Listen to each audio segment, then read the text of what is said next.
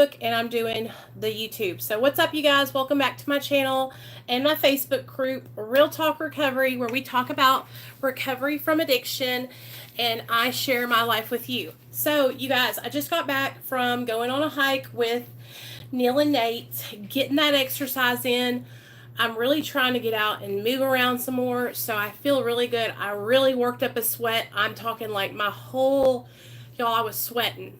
So now I'm ready to do an evening meditation with you guys. So I hope you guys are ready. Let's do this.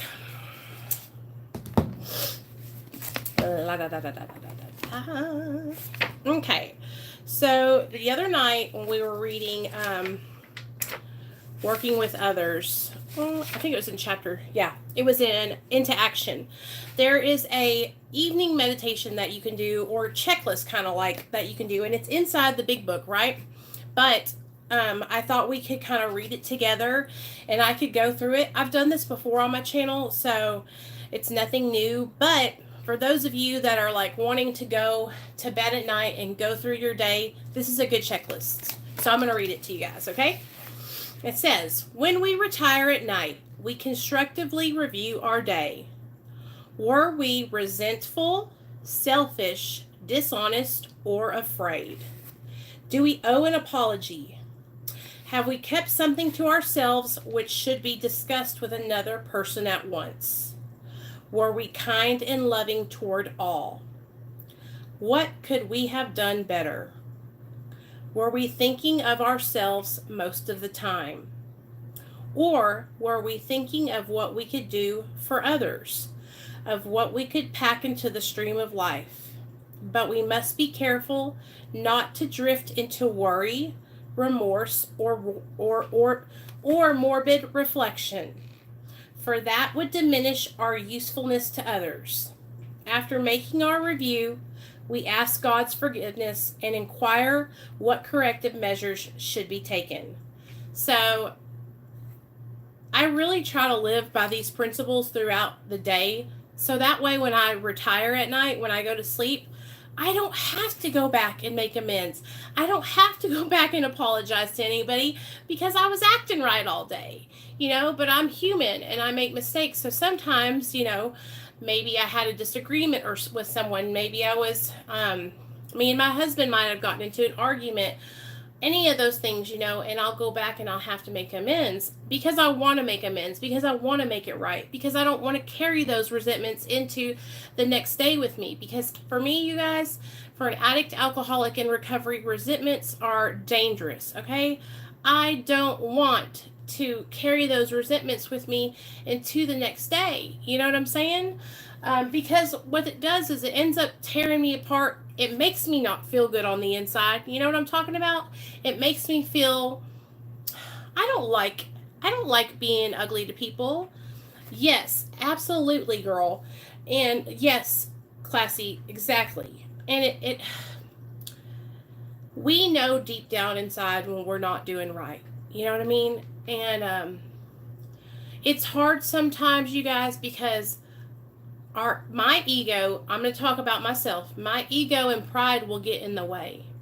And my ego will tell me, you don't need to say you're sorry. You're right. They're wrong. Right? It's not about being right. It's about my life. It's about staying sober. So sometimes I got to take a big L. Sometimes I got to suck it up and I got to say I'm sorry and make the amends, even if I was right? Because I would rather take an L and admit and apologize, or be right and still apologize, than to carry resentment in my heart and be miserable and end up relapsing over that shit.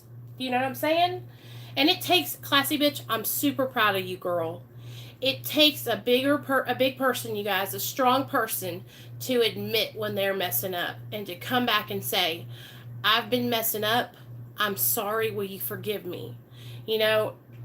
It's hard. It's hard because we are human. And a lot of times, you guys, like, I don't want to have to go back and say I'm sorry. I don't want to have to go back and be like, I was wrong. But it's the best thing you can do.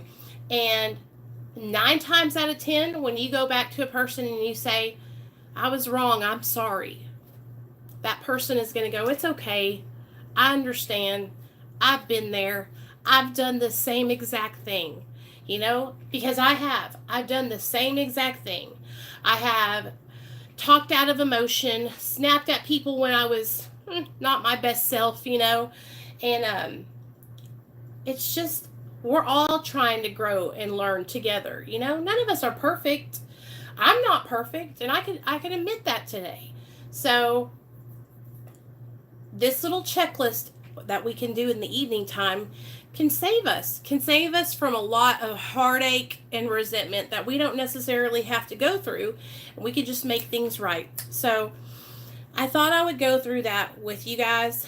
It also says, be careful not to drift into worry, remorse, or morbid reflection, because that diminishes our usefulness to others. So if I am constantly worrying about what tomorrow is going to bring, hey bullets, if I'm constantly worrying about, okay, I'm going to give y'all a good example, okay? So one of the things that I worry about a lot is what other people think of me, okay? And it's because, thanks man, I appreciate that. It's because I want everybody to like me. It's part of my character defects. I am a people pleaser. I want everyone to like me. And then when somebody doesn't like me, I want to know why. What did I do wrong? How can I make it better? What can I do to change your mind, right? So I will obsessively think about these things. And especially when something happens on YouTube and I'll see a comment or somebody will say something and I'll think about that. And it'll keep me worrying and focusing on that one single thing, that one comment that happened earlier on in the morning, right? And while I'm obsessing over that comment or that situation or some kind of argument I went through or got into, guess what I'm not doing? I'm not being able to help other people. I'm not being the best version of myself for you guys to come on here and share my experience, strength, and hope, because I'm too worried about what's going on in the comment section, or what's going on over here with yada, yada, yada, and da, da, da, da, da. I gotta focus on what's important, which is my sobriety and giving back, right? Because helping others is what helps me stay sober.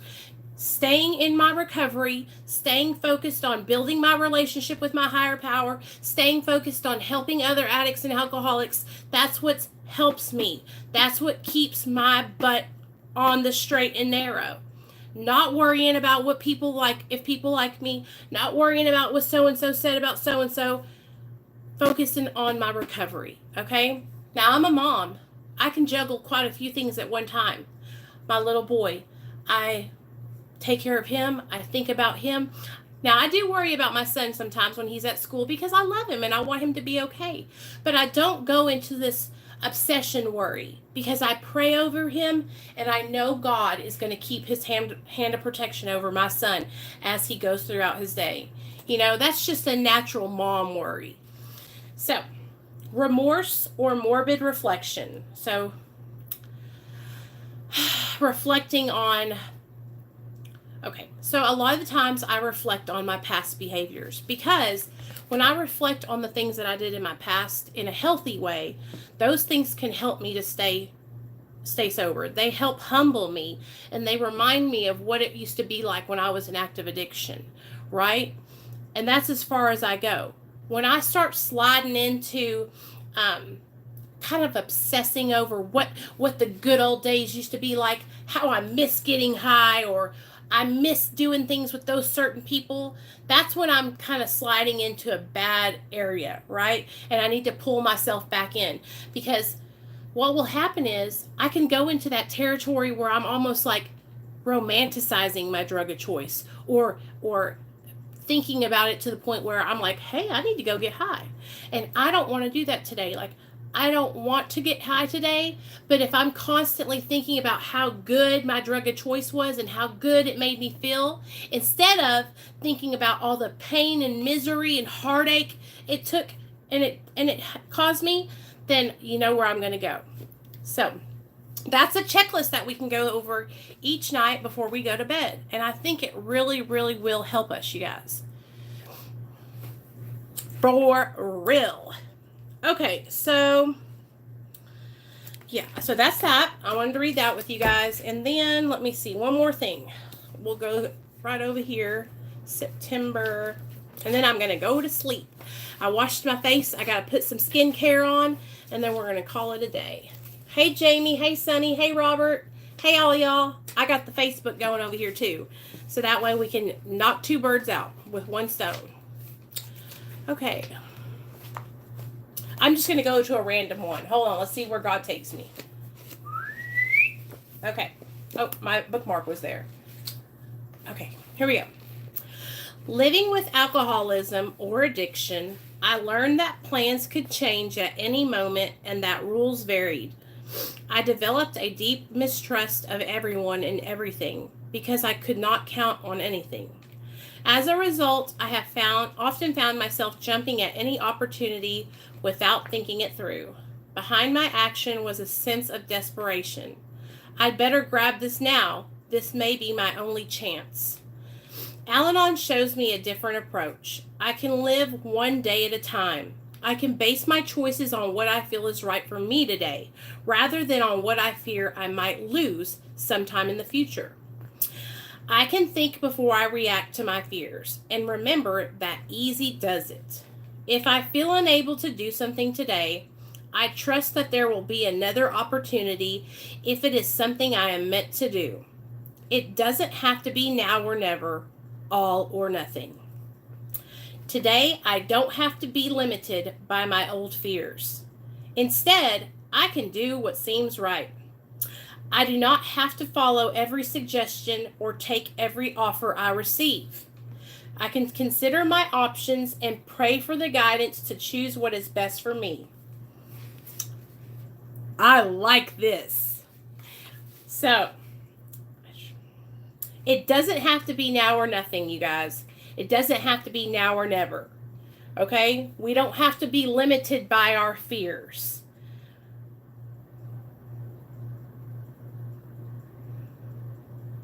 Doesn't it feel good to not have to be? One of the fears that I would experience all the time when I was in active addiction was the fear of the next day. The fear of whether or not I was going to be able to find dope.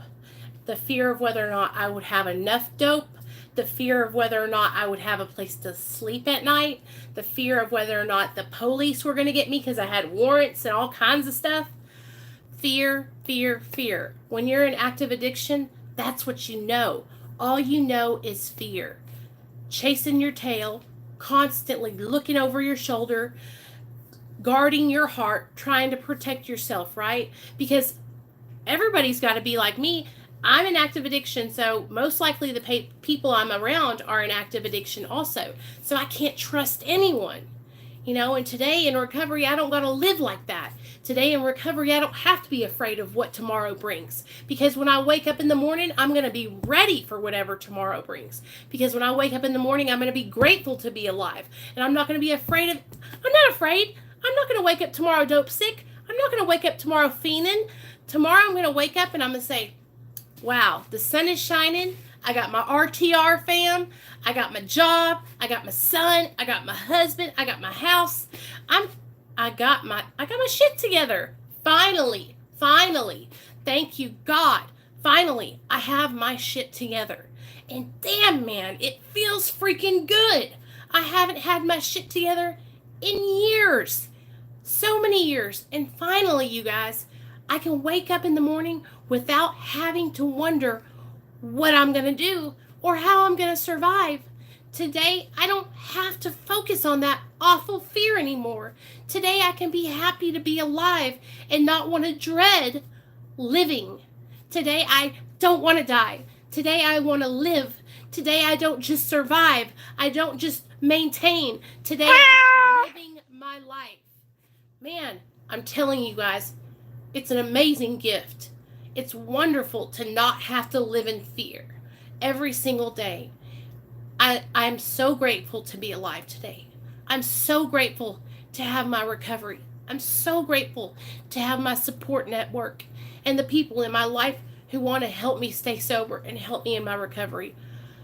I don't know where I would be if I hadn't got my life together. If my best friend back in the day hadn't called DHS on me, I would not be here, you guys. I'm telling you. So, okay, Krissy, that sounds like a good idea. Call me tomorrow, okay? I love you guys. I hope you enjoyed tonight's meditation. If you're struggling with the disease of addiction and you're waking up every day and you're living in fear, just know that you don't have to live your life like that anymore. And there is a light at the end of the tunnel. And if you need help, just reach out. You can email me or you can DM me on Instagram, Twitter, or Facebook. All right. I love you guys, and I'll see y'all tomorrow.